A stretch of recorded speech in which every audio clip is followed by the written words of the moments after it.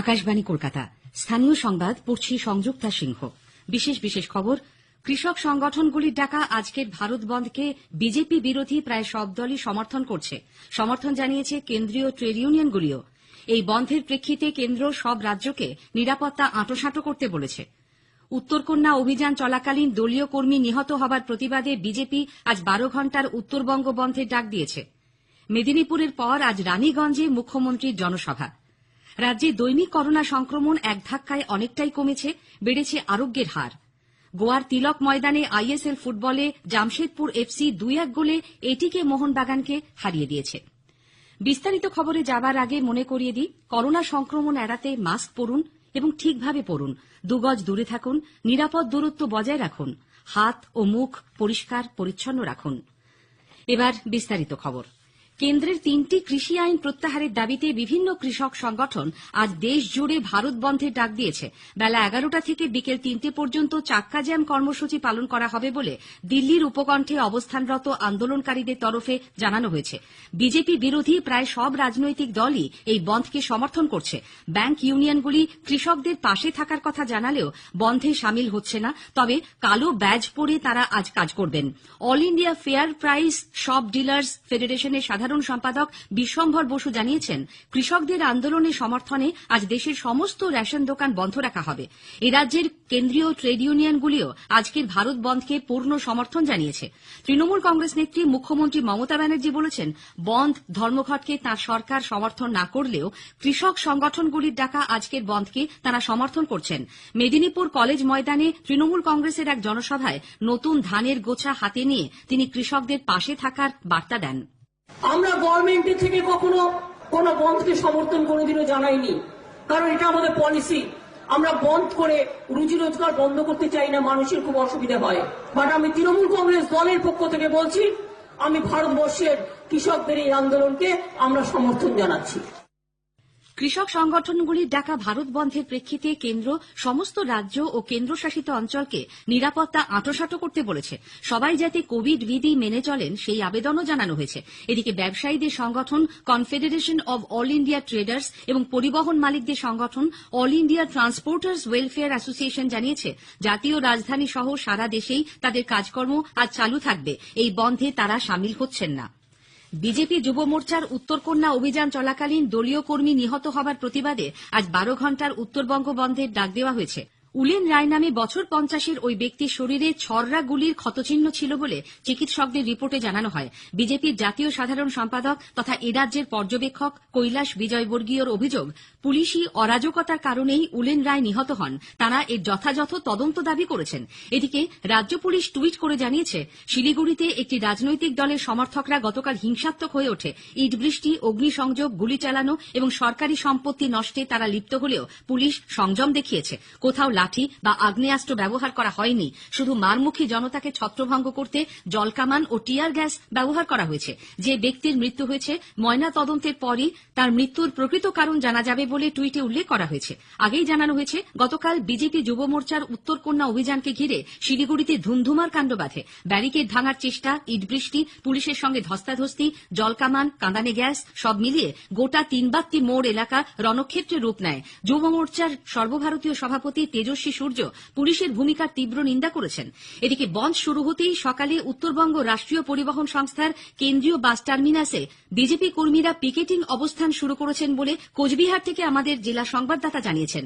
সরকারি বাস চলাচল বন্ধ করে দেওয়া হয়েছে। উত্তরকন্যা অভিযানের সময় দলীয় কর্মী উলেন রায়ের মৃত্যুতে বিজেপির রাজ্য সভাপতি দিলীপ ঘোষ গভীর শোক প্রকাশ করেছেন। তার অভিযোগ, উত্তরবঙ্গে বঞ্চনা, দুর্নীতি এবং রাজনৈতিক হিংসার প্রতিবাদ করতে গিয়ে পুলিশের গুলিতে তিনি নিহত হন। শ্রী ঘোষ এবং দলের জাতীয় সাধারণ সম্পাদক কৈলাস বিজয়বর্গীয় গত সন্ধ্যায় শিলিগুড়ির বিভিন্ন হাসপাতালে আহত দলীয় কর্মীদের দেখতে যান।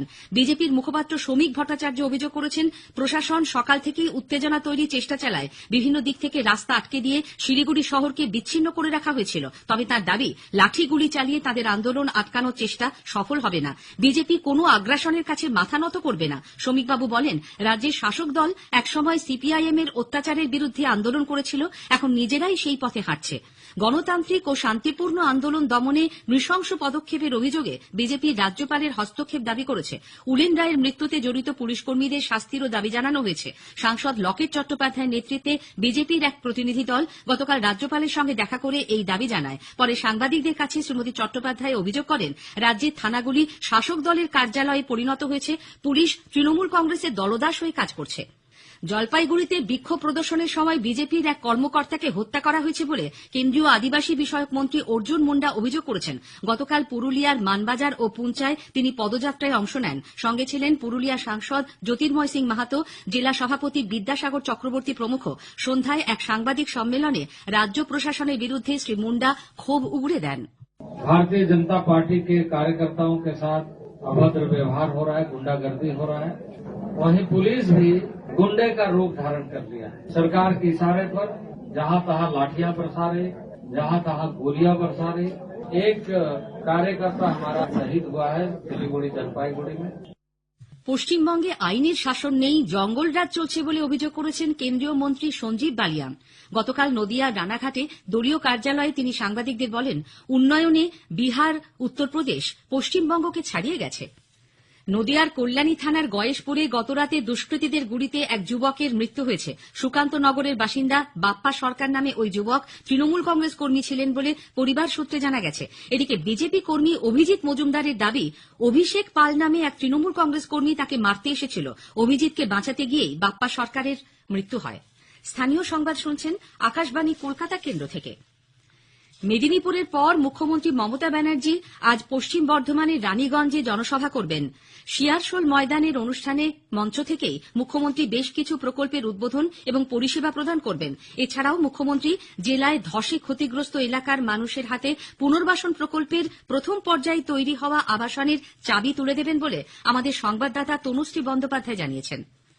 তৃণমূল কংগ্রেস নেত্রী মুখ্যমন্ত্রী মমতা ব্যানার্জি নাম না করে দলের বিক্ষুব্ধ নেতাদের বার্তা দিয়েছেন। গতকাল মেদিনীপুরের জনসভায় তিনি বিজেপির পাশাপাশি বাম কংগ্রেসকেও আক্রমণ করেন। তৃণমূল কংগ্রেস অত দুর্বল নয়। যদি কেউ মনে করে যে তৃণমূল কংগ্রেসকে ব্ল্যাকমেলিং করব, বার্গেনিং করব, তৃণমূল কংগ্রেসকে নির্বাচনের সময় দুর্বল করব, তাহলে সেই বিজেপি দল এবং বিজেপি দলের যারা বন্ধু তাদের কাছে পরিষ্কার করে বলবো, আগুন নিয়ে খেলবার চেষ্টা করবেন না। আর যাকে পারেন জব্দ করতে, তৃণমূল কংগ্রেসটাকে পারবেন না। প্রদেশ কংগ্রেস সভাপতি অধীর রঞ্জন চৌধুরী মুখ্যমন্ত্রীর মন্তব্যের সমালোচনা করেছেন। নিন্দা করেছেন বাম পরিষদীয় দলনেতা সুজন চক্রবর্তীও। এদিকে হাওড়ার বিভিন্ন জায়গায় গতকাল বনমন্ত্রী রাজীব বন্দ্যোপাধ্যায়ের ছবি সহ পোস্টার, ফ্লেক্স চোখে পড়ে। কোথাও লেখা আমরা রাজীবপন্থী, কোথাও বা আমরা দাদার ভক্ত। দাদার অনুগামী হিসেবে পরিচয় দেওয়া একাধিক ব্যক্তির বাড়িতে হামলার অভিযোগকে ঘিরে পূর্ব মেদিনীপুরের হলদিয়ায় উত্তেজনা ছড়িয়েছে। শুভজিৎ ভূঁইয়া নামে এক দাদার অনুগামীকে গতকাল রাস্তায় বেধড়ক মারধর করা হয়। ভাঙচুর করা হয় 8 থেকে 10টি বাড়ি। অভিযোগ উঠেছে তৃণমূল কংগ্রেস নেতা দেবপ্রসাদ মণ্ডলের লোকজনের বিরুদ্ধে। মানস ভূঁইয়া নামে দাদার এক অনুগামী জানান, হামলার খবর শুনে ছুটে এসেছিলেন বছর 55 পারুল প্রধান। ধাক্কাধাক্কিতে হৃদরোগে আক্রান্ত হয়ে ঘটনাস্থলেই তাঁর মৃত্যু হয় বলে তাঁর দাবি।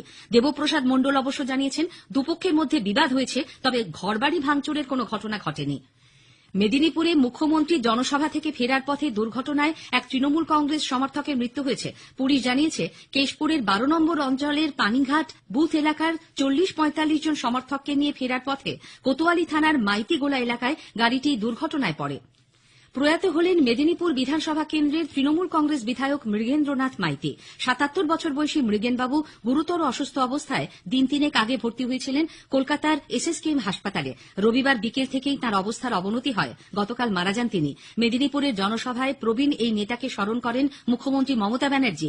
জনসভা শেষে তিনি সরাসরি চলে যান মেদিনীপুর শহরের সিপাহীবাজারে মৃগেনবাবুর বাসভবনে। পরিবারের প্রতি গভীর সমবেদনা জানিয়ে পাশে থাকার আশ্বাস দেন তিনি। মুখ্যমন্ত্রী বলেন, পার্টি দীর্ঘদিনের এই সৈনিককে হারিয়ে তিনি মর্মাহত। রাজ্যে দৈনিক করোনা সংক্রমণ এক ধাক্কায় অনেকটাই কমেছে। 24 ঘন্টায় 2214 জন নতুন করে সংক্রমিত হয়েছেন। গত রবিবার এই সংখ্যা ছিল 3143। একদিনে সুস্থ হয়েছেন 2231 জন। আরোগ্যের হার বেড়ে দাঁড়িয়েছে 93.55%। একদিনে আরো 48 জনের মৃত্যু হওয়ায় মৃতের সংখ্যা বেড়ে হয়েছে 8771। ফাইজারের পর সিরাম ইনস্টিটিউট অব ইন্ডিয়া এবং ভারত বায়োটেকও জরুরি ভিত্তিতে কোভিড ভ্যাকসিনের টিকা কোভিশিল্ড ব্যবহারের অনুমোদন চেয়েছে। অ্যাস্ট্রাজেনেকা ও অক্সফোর্ড ইউনিভার্সিটির তৈরি এই টিকা ভারতে প্রস্তুত করছে সিরাম ইনস্টিটিউট। হায়দ্রাবাদের ভারত বায়োটেক তৈরি করছে করোনা ভাইরাসের দেশীয় টিকা কোভ্যাক্সিন। গোয়ার তিলক ময়দানে ইন্ডিয়ান সুপার লিগ আইএসএল ফুটবলে গতরাতে জামশেদপুর এফসি 2-1 গোলে এটিকে মোহনবাগানকে হারিয়ে দিয়েছে। জামশেদপুর এফসির পক্ষে 2টি গোলই করেন ভালস্কিস। এটিকে মোহনবাগানের রয় কৃষ্ণ 1টি গোল শোধ করেন। টানা 3 ম্যাচে জয়ের পর এবারের লিগে এটিকে মোহনবাগানের এটাই প্রথম পরাজয়। স্থানীয় সংবাদ শেষ হলো।